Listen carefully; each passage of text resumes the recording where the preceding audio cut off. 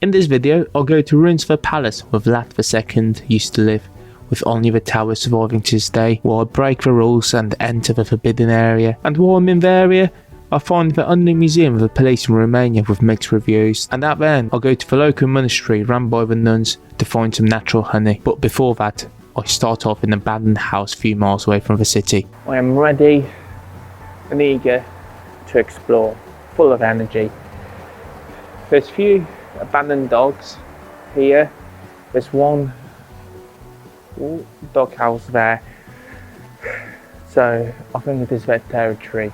So I'm not going to go too deeply inside the building, because with dogs you don't really know what they're going to do, especially when they've been abandoned or feral. All of this video will take place in one city, which name I'm not even going to attempt to say, around 2 hours away from Bucharest. On the way, I found this abandoned building, and I did not expect to find dogs here. I love dogs, however, I did attempt to keep my distance away from them. There's nothing written about this place, so I do not know what it's meant to be, but I thought it would be a good place to start, especially with reviews like this. I peed. It was a place protected from the view of the world. Ah yes, classy place, Natu. As I leave this place, I left some water for the dogs, and I got back in my car to go to the palace or the ruins of it. So just walking around the ruins of the royal palace or garden. I don't know which one it is. It looks a bit more of like a garden, to be honest. So walking around, I think I found the biggest attraction of this place, probably during the weekends, is when I turn around a football field. So I got a feeling when that football field's full, people come around here, sit on one of those walls just right here and watch a game. The remains of the royal castle are from the 16th century. The grounds are nice, and the tower at the end has a good view of the city. The main part of the court is largely in ruin. While exploring the outside, I spotted this secret passage just at the end of the castle wall without any gates or footpaths, so without thinking, I needed to check it out.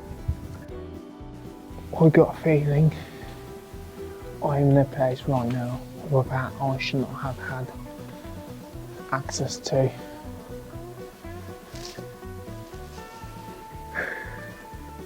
There's no gate or nothing stopping me to get here, so I'm still going to have a wander around.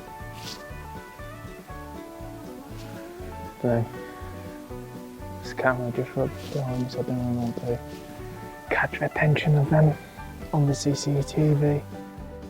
Now, why did I think this was a restricted area?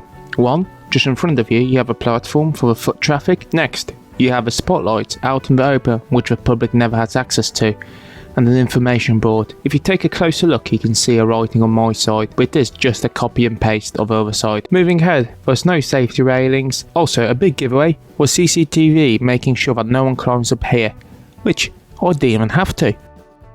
Now, from the clip before, I was just up there, so I do have a feeling you're not meant to be there.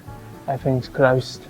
Get to that location. Let's move to what the attraction gives you for the cost. You have access to the ruins of a brick palace, and apart from bricks, you're not really going to find anything else here. There's a model of a palace and how it would look like before, but the biggest attraction here is the tower, which you can climb to get a fantastic view of the area and the city. So right now I'm having a little rest after walking around here. The only thing left for me here in this location is to climb that tower to get a nicer bird's eye view of the location and the city itself. Now, while I was in the city and while having a rest, I was looking at Google Maps to see if there's anything else interesting around here. And one thing caught my attention, which is just next door to here, is the only museum of police in Romania.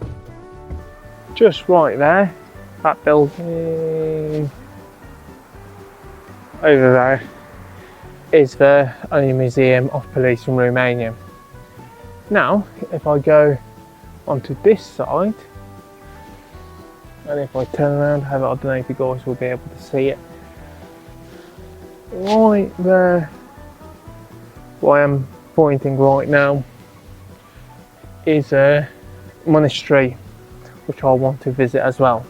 Run by nuns, so that to my knowledge means that the only people who's going to be there aren't nuns. There's not going to be no priests or nobody else. There's a restaurant there, so I might get something to eat there instead of being at this stand. Because when I turn around, you can see it is all, I wouldn't say modern style buildings, there's nothing that catches my attention. It's all communist style area blocks and houses. So I'm gonna go down right now, check out the museum, see how much it costs. If it's not too bad, I will probably go in and then head out to the monastery to get something to eat. I might stop by a shop to get myself something to drink. Well, I got water in my car, but I want something fizzy and sugary to give me energy. Is this place worth it? For 10 lei, it is hard to say way to waste your money. If you're in the area, pop in and enjoy this place. Now let's move to the area next door, the Museum of Police. The only one in Romania as well. There's a small museum inside what looks like an old house. There's only one woman working, and at first I thought it was closed as the lights were off, but in fact they were open. The woman speaks English and will guide you through the museum while explaining the history, which I found interesting. Especially that Romania is one of the few countries who did 360 on all political ideas. Kingdom, fascist, communist and democratic. The museum is small but worth a visit. As I'm getting closer to the end of the video, let's move to the monastery, located around 10-minute drive from the city, a quiet place. A monastery is run by the nuns. They do not speak English, but they are very welcoming, and you'll find common ground to talk to them. They also sell local products, like trinkets and even honey. However, I came here to find some peace for my last days in this country. The monastery, did my little prayer, lit some candles, brought some handiworks that the nuns do here. And if you do come here, just remember it is an active monastery. And nuns live here, a priest lives here, so just be respectful to that. It is an Orthodox church, so I don't really know much about that side of a Christianity as I'm a Catholic, but at the end of the day it is a place of worship, so just be mindful of your actions. Don't really record the nuns. I don't think nobody really wants to be recorded, especially at their own home. Just be respectful when you come here. We don't speak English, that's one thing. However, you will be able to manage to communicate what you want.